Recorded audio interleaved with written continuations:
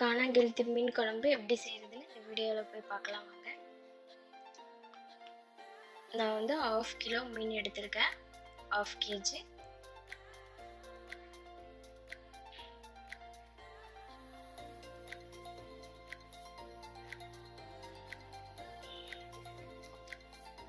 கடாயை வச்சுக்கோங்க, எண்ணெய் ஊற்றிக்கோங்க. எண்ணெய் காஞ்சதுக்கப்புறம் சின்ன வெங்காயம் தான் மீன் குழம்புக்கு ரொம்ப டேஸ்ட்டாக இருக்கும். ஸோ நிறைய சேர்த்துக்கோங்க. பாருங்கள், நல்லா வதக்கி விட்டுக்கோங்க. இப்போ வந்து பார்த்தீங்கன்னா கலர் சேஞ்ச் ஆகிடுச்சு, நல்லா வதங்கிடுச்சு, பொன்னிறமாக வந்திருக்கு வெங்காயம். இந்த டைமில் தக்காளி 2, நான் பெருசாக இருக்கிற தக்காளி 2 தக்காளி ஆட் பண்ணியிருக்கேன். 1/2 கிலோ மீனுக்கு நான் தேவையான அளவுக்கு ஆட் பண்ணியிருக்கேன். இப்போ வந்து இதை நல்லா வதக்கி விட்டுக்கணும்.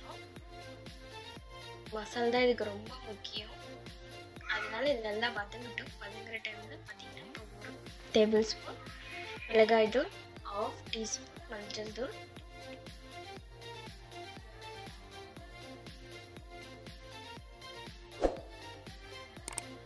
கொரியாண்டர் பவுடர், கொத்தமல்லி தூள் சேர்த்து வதக்கி விட்டுக்கோங்க. மசாலா வந்து அது நல்லா வதங்கி வரணும். பார்த்தீங்கன்னா தெரியும், நல்லா வதங்கிடுச்சு. தக்காளி வந்து நல்லா மசிச்சு விட்டுக்கோங்க. மீன் குழம்புக்கு இதுதான் ரொம்ப முக்கியம். பார்த்தீங்கன்னா ஆயில் தனியாக செப்பரேட்டாக இப்போ பார்த்தீங்கன்னா தெரியும், ஆயில் செப்பரேட்டாக இருக்குது. புளி பார்த்தீங்கன்னா ஆட் பண்ணிக்கோங்க. நான் வந்து தக்காளி 2 பெரிய தக்காளி ஆட் பண்ணதுனால புளி கொஞ்சமாக ஆட் பண்ணியிருக்கேன். ஒரு சின்ன லெமன் சைஸ் தான் ஆட் பண்ணியிருக்கேன். நீங்கள் தக்காளி வந்து அதிகமாக கம்மியாக சேர்த்துனீங்க அப்படின்னா புளி அதிகமாக ஆட் பண்ணிக்கோங்க. மீன் குழம்புக்கு வந்து புளி தான் ரொம்ப முக்கியம், புளிப்பு சுவை நல்லாயிருக்கும். பாருங்கள், அதை வந்து மசாலா அரைச்சிக்கலாம். அரைச்சி எடுத்துக்கிறதுக்காக கொஞ்சம் கூல் பண்ணிவிட்டு ஒரு ஜாருக்கு ட்ரான்ஸ்ஃபர் பண்ணிக்கோங்க. இதை அரைச்சி எடுத்துடலாம். இப்போ திரும்ப கடாயை வச்சு அதை தாளிச்சிக்குவோம். கடாயை வச்சு எண்ணெய் ஊற்றியாச்சு. எண்ணெய் காயட்டும். சூடானதுக்கு அப்புறமா சீரகம், வெந்தயம் போட்டிருக்கேன். இது 2 ரொம்ப முக்கியம், அதனால வெந்தயம் வந்து ரொம்ப மீன் குழம்பு முக்கியம், அதனால வந்து போட்டுக்கோங்க.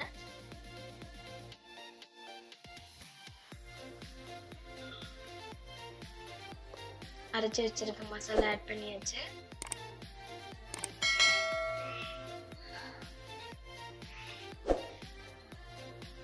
உங்களுக்கு எந்த அளவுக்கு தண்ணி தேவையோ அந்த அளவுக்கு ஆட் பண்ணிக்கோங்க.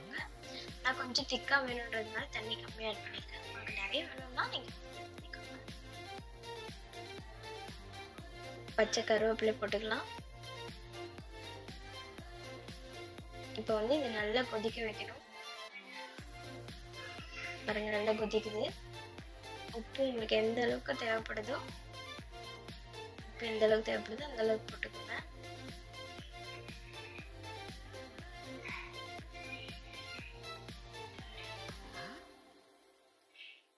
ஒரு 5 மினிட்ஸ்க்கு அப்புறம் பார்த்தீங்கன்னா நல்லா கொதிச்சு வந்துருச்சு. இப்போ வந்து மீன் ஆட் பண்ணிக்கலாம். மீனை வந்து நான் மஞ்சள் உப்பு போட்டு கழுவி எடுத்து வச்சிருக்கேன், ஆட் பண்ணிக்கலாம். அது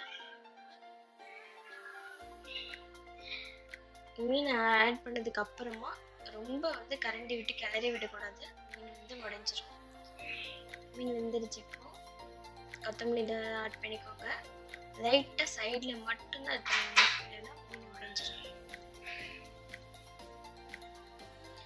இப்போ அந்த பவுலுக்கு மீன் குழம்பு மாற்றிக்கலாம். பார்த்தீங்கன்னா சுட சுட மீன் குழம்பு ரெடி ஆகிடுச்சு. செம்ம டேஸ்டியாக இருக்கும். இந்த மீன் குழம்பு வந்து ஒரு டைம் வீட்டில் செஞ்சு பாருங்கள். செஞ்சு பார்த்துட்டு எப்படி இருந்துச்சுன்னு கமெண்ட் பண்ணுங்கள். உங்களுக்கு இந்த வீடியோ பிடிச்சிருந்ததுன்னா சோனிஸ் கிச்சன் சேனலை சப்ஸ்கிரைப் பண்ணிக்கோங்க. தேங்க்யூ.